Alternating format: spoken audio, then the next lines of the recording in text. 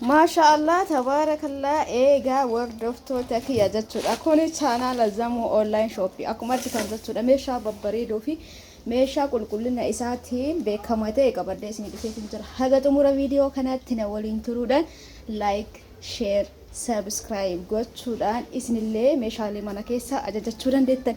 Salaamtallee hin daganne. Assalaamu alaykum wa rahmatullahi wa barakaatuh. Jirra jirtu ummata qashtii, ummata jaalalaa, ummata kabajaa isiniin jecha egaa kallattimaan meeshaa akkana babbareedu kana jechuudha. Hordoftoota kiyya ammaan tana gadi isinii dhiisuudha deema. Kuni beeksisa jechuudha. Kana jechuun amma kanatti aansee meeshaan kun gatii isaa wajjin gadi isinii dhiifama. Maal gootu isin hundi keessanuu warri subscribe godhin dhugaa dubbachuuf waa hedduu isin darbaa jira.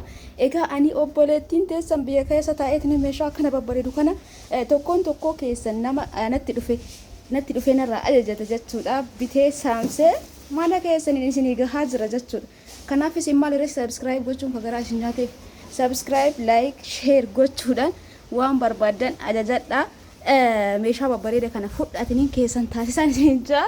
Hundumaafuu like, share gochuu hin dagatina. Meeshaa kana amma tokkoon isaatii gatii isaa wajjin gad isinii dhiisa YouTube kana irratti jechuudha.